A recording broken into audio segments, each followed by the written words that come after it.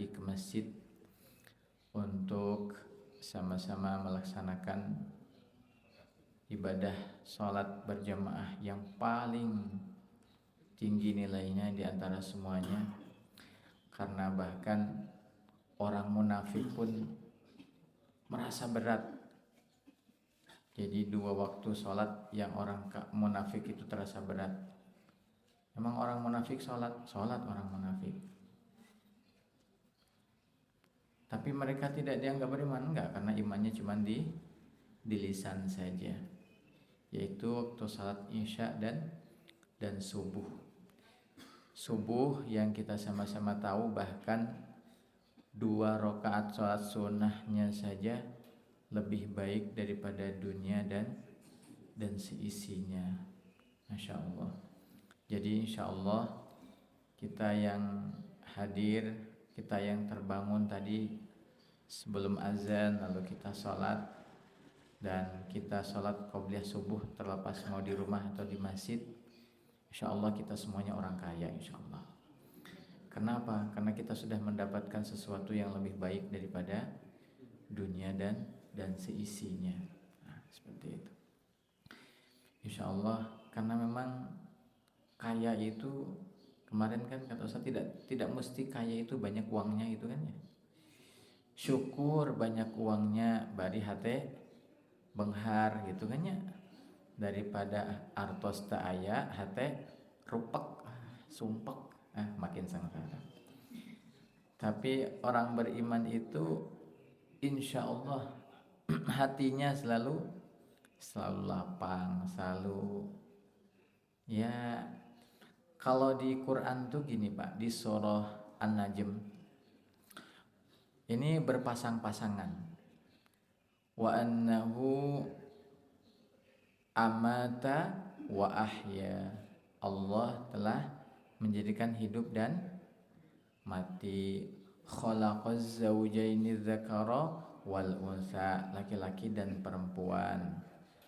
Adhaka wa abka, tertawa dan menangis. Berpasangan kan Pak ya, laki-laki perempuan pasangan, menangis tertawa berpasangan, hidup mati berpasangan. Tapi ketika berbicara tentang miskin dan kaya, Al-Quran bicaranya enggak miskin dan kaya. Wa annahu huwa aghna wa aqna, dan orang yang berkecukupan dan orang yang merasa cukup. Aqna berasal dari kata qanaah, menerima apa yang telah diberikan oleh Allah. Kenapa kita sering sekali merasa susah? Karena kita yang dipikir bukan apa yang ada pada diri kita, tapi yang enggak ada pada diri kita. Coba alhamdulillah, masya Allah, hari ini bisa makan dengan nikmat gitunya, walaupun dengan sate kambing, alhamdulillah gitu. Tong mikir dimakan ke orang gitu. Yang kita dapatkan kita syukuri, alhamdulillah. Hari ini kita bisa hadir ke masjid. Tong mikir masya Allah, tanya pagi begini mentang-mentang masih muda masih bisa lompat ke sport jabar. Tong ya, apa yang ada pada diri kita syukuri. Insya Allah itu akan membuat hati kita merasa bahagia, merasa senang dengan ya kenlah sumpak sakedik mah tong diamutan lah ada. Karena memang manusia itu kata Allah khuliqa halu'a, diciptakan dalam keadaan berkeluh kesah. Ya memang begitu sifat dasar manusia. Tapi dengan sholat, Allah mentarbiah kita dengan sholat, dengan yakin nanti itu akan ada hari pembalasan. Ketika kita yakin adanya hari pembalasan, maka kita tidak perlu merisaukan hal-hal yang tidak kita dapatkan di dunia ini, karena toh nanti di akhirat kita pasti akan mendapatkan.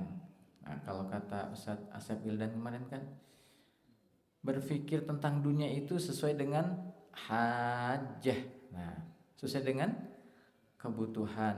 Nah, Cuman kebutuhan kita sekarang sudah meningkat Pak, butuh rumah 2 lantai, butuh mobil 3 gitu, butuh ATM, nah gitu kan ya kebutuhan kita. Tapi ya intinya bagaimana kita bisa ridho dan menerima dengan apapun yang telah ditetapkan oleh Allah.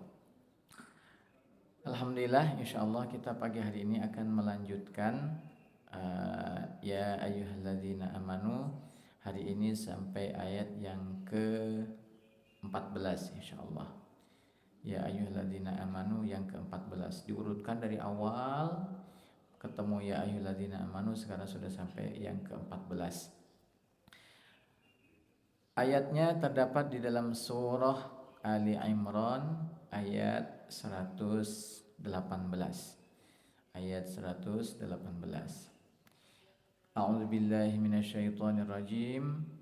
Ya ayyuhalladzina amanu la tattakhidhu bitanatan min dunikum la ya'lunakum khabala waddu ma anittum qad badatil baghdha'u min afwahihim wa ma tukhfi suduruhum akbar qad bayyana lakumul ayati in kuntum ta'qilun.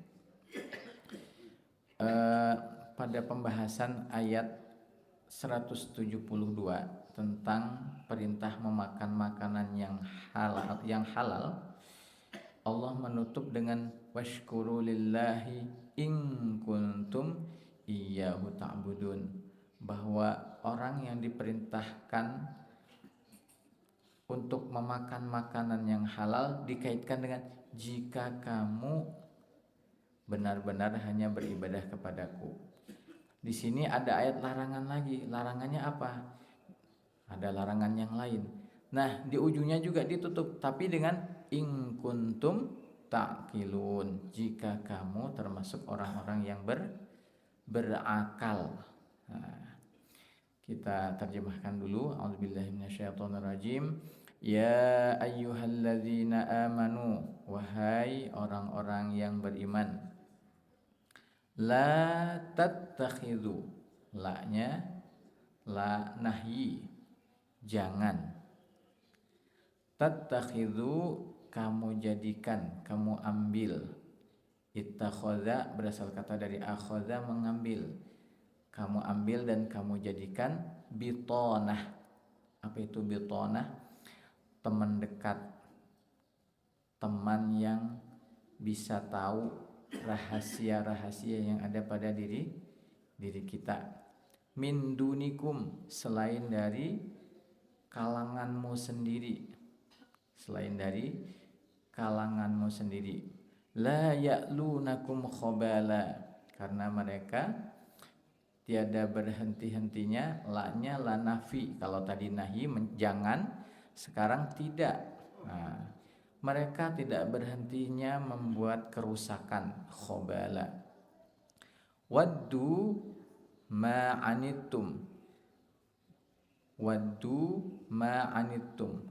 Waddu itu sama akar katanya dengan mawaddah, cinta, suka. Mereka suka dengan apa? Ma'anittum, dengan keburukan yang menimpamu, kerusakan yang menimpamu, kesengsaraan yang menimpamu. Qad badatil baghdha'u min afwahim, dan sungguh telah jelas permusuhan mereka dari afwahihim, dari mulut-mulut mereka. Jamak dari afwa itu jamak dari famun, afwahihim. Wa ma tukhfi suduruhum akbar, dan yang mereka sembunyikan di dalam dada mereka akbar, itu lebih besar.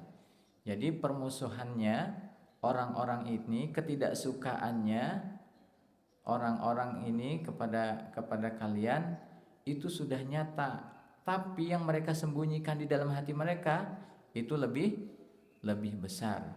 Qad bayyana lakumul ayati in kuntum ta'qilun. Dan qad, sekali lagi, sungguh, bayyana lakum, telah kami jelaskan untuk kamu, ayati, ayat-ayatku, in kuntum ta'qilun, jika kamu termasuk orang-orang yang berakal. Kalau kita terjemahkan secara bebas, wahai orang-orang yang beriman, janganlah engkau ambil sebagai teman dekat yang selain dari kalanganmu sendiri, karena mereka tidak henti-hentinya membuat kerusakan. Mereka suka dengan kerusakan yang ada pada dirimu, dengan kesengsaraanmu, dengan keburukan yang ada pada dirimu. Mereka suka. Qad badatil baghdha'u min afwahim, dan telah nyata permusuhan mereka dari lisan-lisan mereka. Akan tetapi yang mereka sembunyikan di dalam hati mereka, tukhfi suduruhum akbar, itu lebih besar. Qad, sungguh, bayyana lakumul ayati in kuntum ta'qilun, kami telah jelaskan ayat-ayat kami kepadamu jika kamu termasuk dalam golongan orang-orang yang berakal. Ayat ini disebutkan para ulama ayat peringatan buat kita. Peringatan tentang apa? Peringatan agar kita hati-hati dalam memilih teman. Kita berhati-hati dalam bersikap kepada orang-orang yang selain kita. Kita memilih teman yang akan mengetahui rahasia-rahasia kita. Karena apa? Karena jangan sampai rahasia-rahasia yang menjadi kelemahan kita itu bisa mereka manfaatkan untuk menyerang kita. Ayat ini memang kalau dilihat, ayatnya tentang bagaimana orang-orang kafir yang mencari kelemahan orang-orang Islam untuk kemudian diserang. Berarti ini zamannya seolah zaman perang. Tapi kalau kita lihat hari ini, bahwa ternyata kalau dulu Rasulullah perang itu jelas musuhnya. Jelas Pak ya? Datang bawa pedang dengan segala pasukannya, dengan segala perlengkapannya, mereka datang, jelas musuh. Masalahnya hari ini Pak, kita itu susah membedakan antara musuh dan teman. Terkadang yang kita, oh mereka baik kok, mereka mau nolong kita. Nah, ternyata ada udang di balik bakwan, kan? Nah, itu yang kita diwanti-wanti dalam ayat ini agar kita berhati-hati. Dan Allah juga sudah memperingatkan bahwa mereka pada ayat-ayat yang lain, orang-orang kafir ini, mereka tuh tidak pernah ridho kalau kita dengan agama kita. Bahkan mereka menginginkan kita untuk kembali lagi kepada agama mereka. Latajidanna ashaddan nasi adawatan lilladzina amanul yahuda walladzina asyraku. Sungguh yang paling dahsyat, yang paling keras permusuhannya kepada orang-orang yang beriman adalah orang-orang Yahudi dan orang-orang Nasrani. Mereka itu musuh. Pak, yang bilang ini Quran loh Pak. Yang bilang ini Quran. Dan Allah sudah membuka di ayat keempat surah Al-Baqarah di awal-awal. Di antara ciri-ciri orang yang bertakwa itu adalah yu'minuna bima unzila ilaika wa ma unzila min qablik. Ulama sepakat bahwa yang unzila ilaika kepada Nabi Muhammad itu adalah Al-Quran. Dan Al-Quran ini menyampaikan informasi-informasi dari Allah. Orang yang bertakwa, orang yang beruntung adalah orang yang beriman kepada kitab-kitab. Nah, ini kitabnya sedang menjelaskan kepada kita Apa yang dijelaskan? Wahai orang-orang yang beriman, la tattakhidhu bitanah. Jangan engkau mengambil bitanah. Ada yang bilang bitanah itu telapak tangan kita ini. Jadi maksudnya berarti apa? Teman yang sangat dekat sekali. Yang dengan pertemanan kita, gening Pak Bu, kita teh sok curcolnya. Nah, curcol teh hati-hati tah. Komo curcolna di Facebook. Nah, alhamdulillah, saya juga dulu suka Facebookan Pak. Kalau di Facebook itu kan macam-macam tuh. Ada yang cerita gini, cerita gini. Itu hati-hati. Kenapa? Karena ketika kita berbicara di media seperti itu, ketika kita menulis di media seperti itu, dulu pernah ikut latihan pelatihan jurnalistik.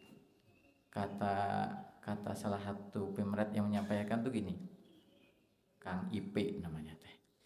Ketika kita menulis di media itu sama dengan kita sedang berteriak di pasar. Kenapa berteriak di pasar? Sebagaimana di Facebook kita tuh nggak kenal siapa yang di situ, gimana latar belakangnya. Di pasar juga kan itu kan tempat umum, betul nggak? Pasar tempat umum, di situ ada yang bisa jadi memang teman kita, ada memang di situ orang yang sedang mau kita sindir, ada sedang memang yang sering, semuanya ada di situ. Sama dengan di Facebook. Di Facebook suka misalnya ada yang nulis, naon lah menikitu-kitu we diributkeun. Naon ieu teh maksudnya? Yang kita maksud itu entah siapa, tapi semua yang buka Facebook bisa baca tulisan kita. Seperti kita teriak di pasar. Hari ini hatiku. Nah, kan di Facebook teh sok jadi tempat curhat ya Pak.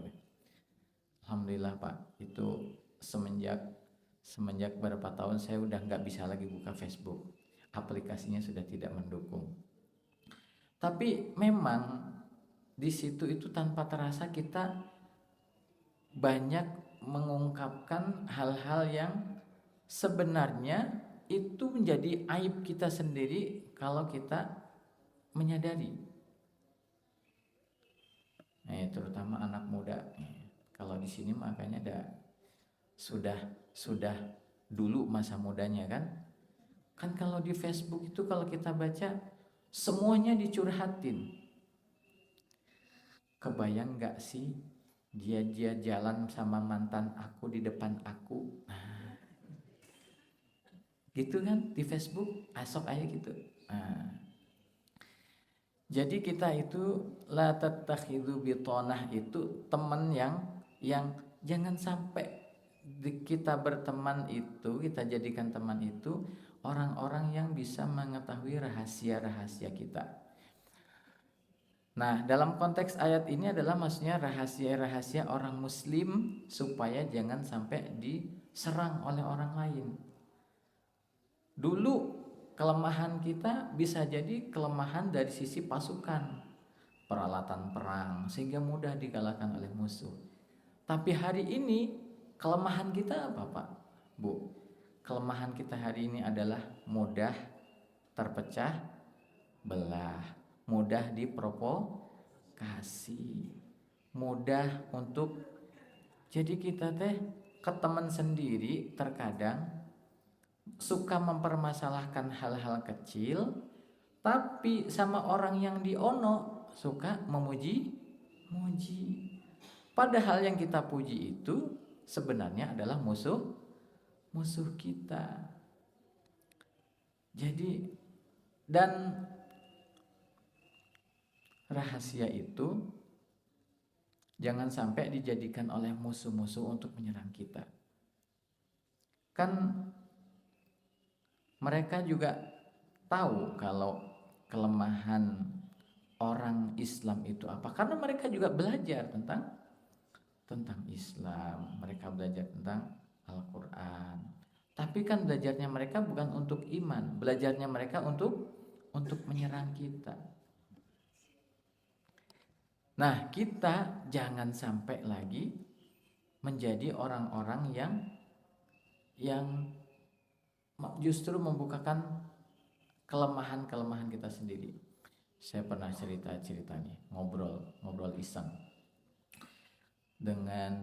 dengan salah seorang pensiunan. Ini ceritanya ngobrol-ngobrol nih. Pak, cenah teh, kita mah tentara kita kalau diserang hari ini paling kita kuat cuma 6 bulan. Tah yang kayak begini-begini tuh jangan diungkapkan di luar. Kenapa? Ongkoh musuh sedang mengintip kita. Kita malah bercerita. Umat Islam ini di negeri kita ini, di negeri saya itu umat Islam tuh kebanyakannya apa? Orang-orang yang mudah dipengaruhi akidahnya hanya dengan mie 2 bungkus, 3 bungkus. Tah gitu teh jangan diceritakan kepada orang-orang yang di luar agama kita. Apalagi cerita sampai detail di kampung sana itu. Sudahlah, nanti datang mereka. Dulu waktu saya di Jogja, saya diceritain sama teman-teman. Di daerah Kulon Progo itu, cara mereka untuk memurtadkan orang-orang Islam itu caranya tuh halus.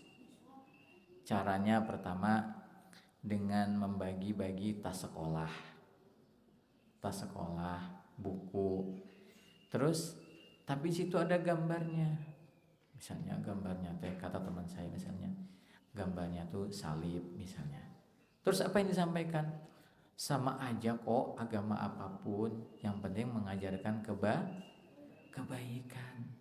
Jadi menyamakan semuanya sama kok, yang penting mengajarkan kebaikan. Ya agama itu kan intinya bagaimana menyampaikan kita kepada surga, kepada Tuhan. Ini juga bisa. Lama-lama apa? Orang tuh berpikir, beragama tuh sama aja kok. Awalnya dari situ.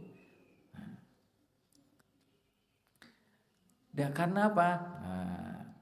Min dunikum itu siapa? Min dunikum itu ada yang menyebutkan min dunikum itu maksudnya adalah orang-orang kafir harbi. Orang kafir yang memang menunjukkan permusuhannya kepada kita. Memang orang kafir yang memang memusuhi kita. Nah, kepada mereka itu yang tidak boleh kita jadikan mereka sebagai teman. Makanya salah beberapa ulama itu ketika menjelaskan bitonah atau aulia itu adalah maksudnya pemimpin. Nah, ini jadi mundur ke belakang. Kenapa itu diartikan pemimpin? Kalau teman yang bisa mengetahui rahasia kita saja, kita tidak boleh berteman dengan mereka, apalagi pemimpin. Pasti akan tahu apa yang menjadi titik lemah, akan jadi tahu yang menjadi titik lemah kita. Tapi apa kemudian? Nah, ini kaitannya nanti dengan kalimat berikutnya. Kita kan ini sedang dipuji-puji, demokrasi Indonesia sudah maju. Buktinya apa? Banyak kaum minoritas yang berhasil menjadi pemimpin di daerah mayoritas. Ini keberhasilan katanya. Mungkin dari sisi demokrasi itu keberhasilan, karena artinya orang bebas menentukan pilihannya. Tapi bagi orang Islam itu kemunduran. Kenapa kemunduran? Kenapa mereka justru memilih orang-orang yang seharusnya tidak mereka pilih? Kata Allah di dalam surah Ali Imran dalam ayat yang lain, "Wa may yaf'al dzalika falaysa minallahi fi syai'in illa an tattaqu minhum tuqah." Barang siapa yang melakukan seperti itu, mengambil orang-orang selain orang yang beriman untuk menjadi pemimpin, maka mereka tidak akan mendapatkan sedikit pun pertolongan dari Allah, kecuali karena siasat, karena takut, karena intimidasi, karena diancam, kecuali itu. Tapi kalau tidak, ketika Allah sudah melarang agar jangan memilih pemimpin, jangan memilih teman yang selain kita, kita lakukan juga, maka Allah, kata Allah, tidak akan memberikan sedikitpun pertolongan. Fi syai'in wa may yaf'al dzalika falaysa minallahi fi syai'in, dan tidak ada dari Allah pertolongan sedikit pun. Nah, min dunikum tadi itu yang pertama yang disebutkan adalah maksudnya adalah kafir harbi yang memerangi kita. Yang kedua maksudnya adalah orang-orang munafik. Orang-orang munafik. Nah, orang munafik ini susah. Kenapa? Orang munafik kita sholat, mereka juga sholat. Kita cari saf paling depan, mereka di belakang Nabi. Ya. Siapa dedengkotnya munafik? Abdullah bin Ubay bin Salul. Kan dia akan mengaku sebagai temannya Nabi, tapi di belakang gimana? Ya.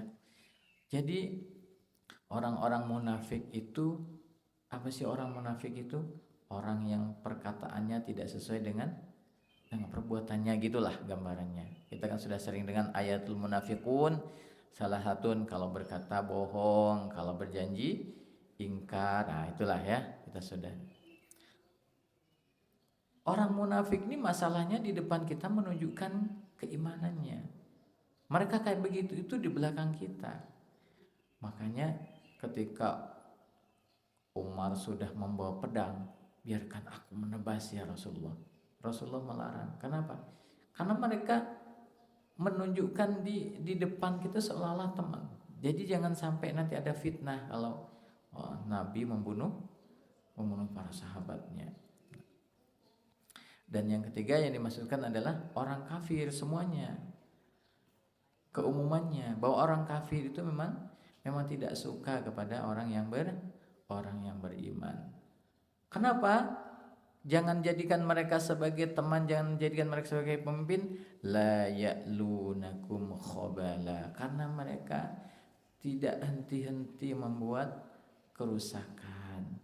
Khabala diterjemahkan al-fasad, kerusakan. Kerusakan itu bukan hanya sekadar jembatan dibangun dan dihancurkan, gedung dibom, bukan. Kerusakan tidak hanya semata-mata bersifat fisik, tapi merusak sebuah sistem, sebuah tatanan, sebuah pemikiran. Itu juga al-fasad. Nah, apalagi para ulama di sini menyebutkan khabala al-fasada al-majnun. Kerusakannya apa? Kerusakannya bukan fisik, bukan tatanan, tapi al-majnun. Al-majnun itu adanya di mana? Di pikiran, di mindset, cara berpikir. Dan kalau saya ngerasain itu, waktu kita kecil dengan anak-anak kita sekarang tuh sudah banyak sekali perubahan tatanan nilai. Cek orang kapungkur pamali. Hari ini sudah hilang kepamalian itu. Saya dulu waktu kecil, kalau ada anak usia SMP, anak SMA, jalan tuh, laki-laki perempuan jalan bareng. Udah tuh di kampung heboh tuh. Dulu waktu saya kecil. Atau misalnya ada anak SMP, SMA ketahuan dua-duaan. Nah, di kampung saya ditangkap, dibawa ke rumahnya Pak Kiai, langsung dinikahkan. Nah, dulu di kampung saya itu.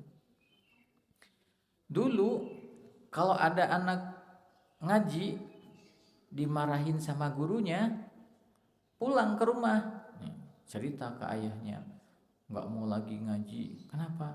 Dimarahin sama gurunya. Apa yang dilakukan orang tua? Tambahin lagi tuh marahnya tuh anaknya tuh. Sekarang ada anak cerita sama orang tuanya. Tadi dimarahin sama gurunya. Apa yang terjadi? Bapaknya yang datang memarahi gurunya. Tatanan itu sudah berubah. Salah satunya apa? Salah satunya adalah punten. Berlindung di balik apa? Hak azazi. Lagi-lagi. Kenapa? Anak juga punya hak untuk hidup, berpenghidupan sendiri, menentukan sikap. Itu. Sehingga kewajiban anak yang seharusnya kepada orang tua itu adalah berbakti, jadi bergeser menjadi ya terserah, bebas, gitu kan? Peperangannya kalau dulu fisik, sekarang pemikiran. Dulu waktu saya kecil, kalau misalnya ada anak kok pergi misalnya kalau di kampung saya nonton band lah gitu ya, nonton band. Kalau Pak RW tahu nih, di kampung suka nonton band ya Pak RW ya. Nah, anak-anak kampung dulu nonton band itu, kalaupun mereka nonton ada wilayahnya. Di sini untuk wilayah yang perempuan, di sini untuk wilayah laki-laki. Sekarang dengan isu kebebasan, ya bebas wae, mau di mana mau di mana. Jadi sudah banyak yang dirusak. Salah satu caranya adalah dengan apa? Kemarin yang kita bicarakan, melalui media. Media itu jadi sarana yang ampuh untuk musuh-musuh Islam untuk mempropagandakan pemikiran-pemikirannya. Dalam Islam menutup aurat itu wajib, ya kan? Sekarang orang yang menutup aurat dibilang apa? Kuno, tidak modern, gitu kan? Itu kerusakannya apa? Pemikiran. Dan rusaknya pemikiran itu lebih sulit diperbaiki daripada kerusakan yang bersifat fisik. Jembatan ambruk dihitung, memperbaikinya habis biaya sekian miliar dalam jangka waktu sekian, dikerjakan oleh orang sekian. Semuanya jelas dan bisa diperhitungkan. Tapi rusaknya pemikiran, memperbaikinya, Masya Allah, itu sangat sulit. Dalam Islam kita memuliakan yang namanya, kalau di kampung dulu kan yang namanya undangan hajat itu, makan itu nunggu kursi kosong, ya kan? Kenapa? Karena kita makan harus dengan cara duduk. Hari ini, justru yang makannya nggak duduk itu disebut pesta yang modern. Padahal itu bertentangan dengan adab dalam Islam. Dan yang kayak begini itu dianggap biasa. Jadi banyak kerusakan-kerusakan yang tanpa kita sadari mereka terus propagandakan dengan beralasan berlindung di balik modernisasi, kebebasan berekspresi dan lain sebagainya. Dan mereka melakukan semua itu secara sistematis, tidak henti-hentinya. Terus mereka jadikan seperti itu. Sehingga ya hari ini Pak, kalau ada anak muda yang masih mau ke masjid, apa kata teman-temannya? Ke masjid mana nanti kalau sudah tua. Jadi anak sekarang mau ke masjid itu justru dianggap aneh, dianggap katrok katanya. Nah ya, jadi yang dirusak bukan secara fisik, Karena dari mindset yang rusak, nanti akan banyak lagi kerusakan-kerusakan yang lain. Aturan dianggap sebagai beban, ya.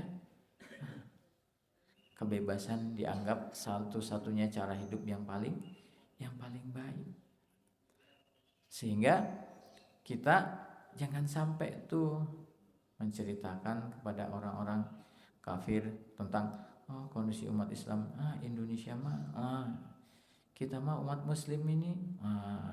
Jangan menceritakan. Kenapa? Semakin mudah mereka untuk menghancurkan Islam. Masalahnya mereka menghancurkannya bukan dari luar, menghancurkannya dari dalam. Itu justru yang berbahaya. Kita anggap mereka sebagai teman, ternyata mereka menjadikan kita sebagai musuh. Waddu ma'anitum, dan mereka itu suka kalau kita sudah rusak, mereka sudah berhasil membuat kerusakan, kemudian kita dengan kerusakan yang kita alami itu menjadi susah, mereka senang. Ya sebenarnya kita gampang ajalah dengan keterbukaan informasi hari ini. Coba bayangin kalau kemarin yang nyerang Iran itu bukan Israel, kira-kira gimana? Indonesia dulu diembargo gara-gara apa? Kasus Timur. Apa yang terjadi di Gaza sekarang? Luar biasa. Tapi karena mereka memang bersikap mendua. Kata orang Melayu, mereka menduakan wajah mereka. Itu kan.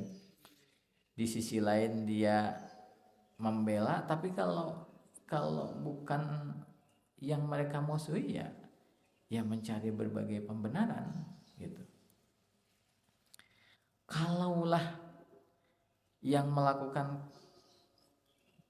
apa yang dilakukan Israel sekarang itu misalnya negara muslim, maka akan sudah habislah mereka hancurkan, mereka serang, bahkan dengan tentara tentara sekutu. Padahal sekutu itu gampang sebenarnya dikalahin. Sekutu kecil yang susah dia hancurkan itu tentara segajah. Nah mereka kalau kita sudah sengsara, mereka itu senang. Karena mereka sebenarnya tidak pernah menginginkan kebaikan. Kebaikan yang mereka gembar-gemborkan itu hanya untuk mengkampanyekan kepentingan mereka saja. Dulu ini kalau bulan Ramadan kan ada sinetron Ramadan tuh di TVRI. Ada ceritanya ustadz yang kata orang Padang Ustadz Sase kan. Dia kan ceramah di masjid nih. Ceramah. Lan tanalul birra hatta tunfiqu mimma tuhibbun. Kalian tidak akan pernah sampai kepada kebaikan yang sempurna sebelum kalian memberikan apa yang kalian cintai. Begitu pulang ke rumah, ayam jagonya enggak ada. Ditanyain ke istrinya, "Mi, mana ayam jago Abi yang di situ?" Dikasihin Bi ke tetangga. Kok dikasih ke tetangga? Itu kan ayam kesukaan Abi. Kan tadi Abi ceramah, kamu tidak akan pernah sampai kepada kebaikan yang sempurna sebelum kamu memberikan apa yang kamu cintai. Kan maksudnya biar orang ngasih ke kita, Mi. Jadi menyampaikannya bukan untuk kebenaran tapi untuk kepentingan. Istrinya sudah betul mengamalkan, dia tahu yang paling disukai sama suaminya ayam jago yang gede, dikasih ke tetangga. Jadi mereka melakukan propaganda supaya apa? Supaya pemikiran mereka bisa diterima. Kemudian kita melakukan apa yang mereka mau. Coba balik lagi ke yang tadi. Kan kalau dalam Islam yang namanya pasangan pasti laki-laki perempuan. Dirusak sama mereka. Boleh kita memilih. Tidak harus laki-laki perempuan. Sehingga kalau ada orang yang melarang pasangan laki-laki perempuan, dia dianggap melanggar hak azazi manusia. Nah, pemikiran-pemikiran seperti itu. Sedangkan apa yang mereka propagandakan itu semuanya adalah hal-hal yang mengundang laknat Allah. Dan kalau sudah dilaknat oleh Allah maka kita akan sengsara. Nah, mereka senang dengan kesengsaraan kita. Qad badatil baghdha'u min afwahihim, dan permusuhan mereka itu sudah jelas dari statement-statement mereka. Masih ingat Pak dulu ketika ada pembuatan karikatur Nabi Muhammad? Nah, itu kan bentuk penghinaan. Apakah mungkin orang menghina kalau mereka tidak benci di dalam hatinya? Karena ada kebencian, maka dia mengeluarkan statement-statement dan kalimat-kalimat yang itu bukan statement itu tapi tulisan. Iya, sama saja gitu kan ya. Jangan salah. Jempol kita juga dipertanggungjawabkan. Enggak, saya mah enggak pernah nulis saya mah enggak pernah bicara di medsos. Saya cuma ngetik aja. Nah, ngetik itu juga mewakili apa yang intinya kan mewakili apa yang kita sampaikan. Nah, mereka itu permusuhannya itu sudah jelas dari cara mereka bersikap, dari cara mereka itu sudah jelas permusuhannya kepada kita itu. Nah, tapi Allah masih ingatkan lagi, dan itu wa ma tukhfi suduruhum akbar, dan yang ada di dalam hati mereka itu lebih besar, jauh lebih besar. Itu baru sebahagian-sebahagian yang mereka berani keluarkan. Itu baru sebahagian-sebahagian yang mereka ungkapkan hari ini. Tapi sebenarnya yang mereka sembunyikan itu jauh lebih besar daripada sekedar apa yang mereka sampaikan. Nah, kata Allah, ini sudah kami jelaskan kata Allah ayat-ayat kami in kuntum taqilun. Maka kalau kalian betul-betul berakal, jangan jadikan mereka sebagai teman. Karena apa?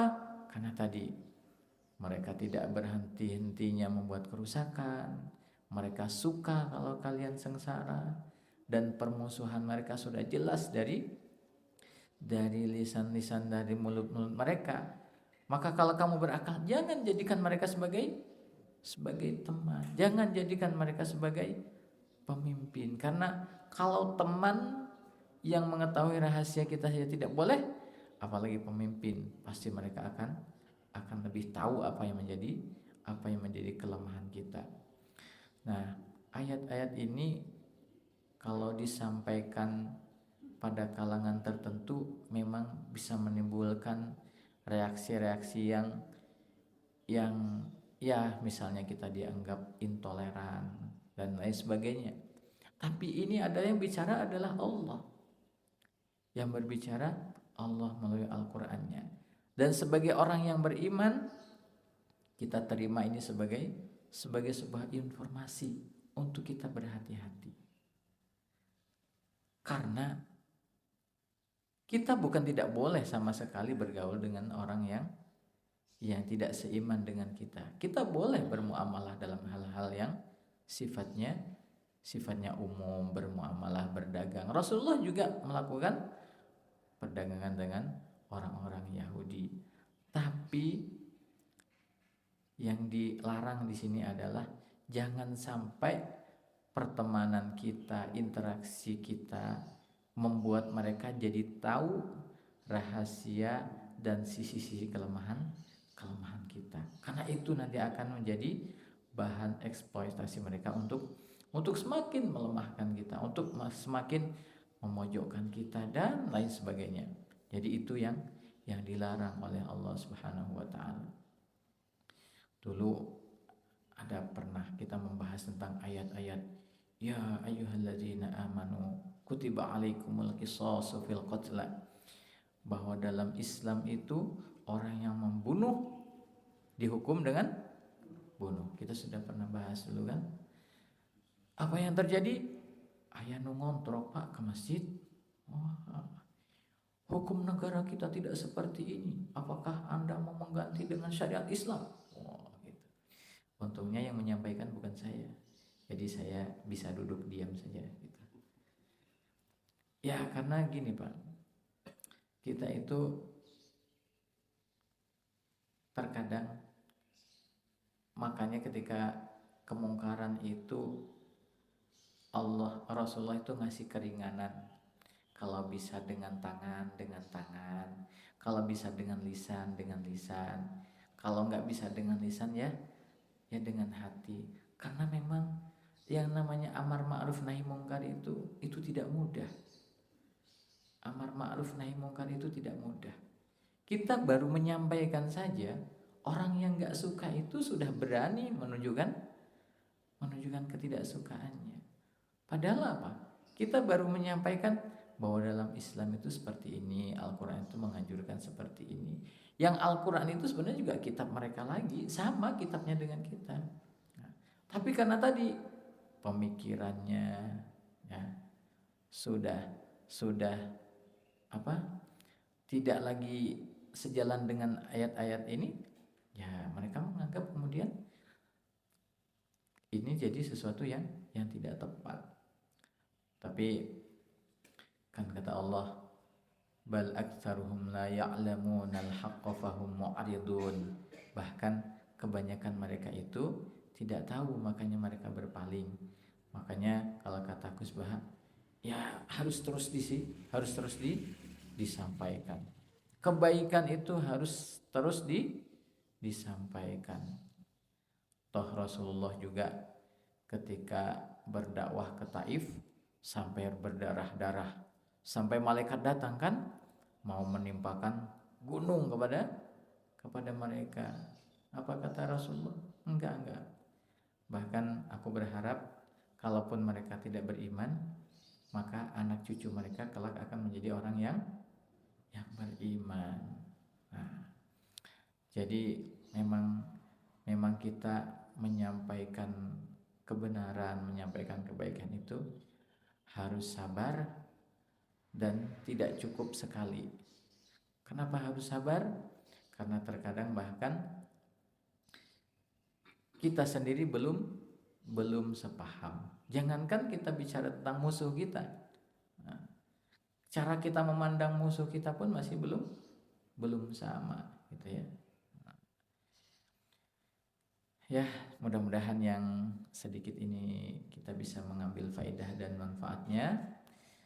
Mudah-mudahan kita diberi kekuatan oleh Allah Subhanahu wa taala untuk membentengi diri kita, keluarga kita, agar sedikit-sedikit kalaupun kita belum bisa keluar, setidaknya diri kita bentengi supaya kerusakan-kerusakan yang disampaikan tadi itu bisa kita minimalisir.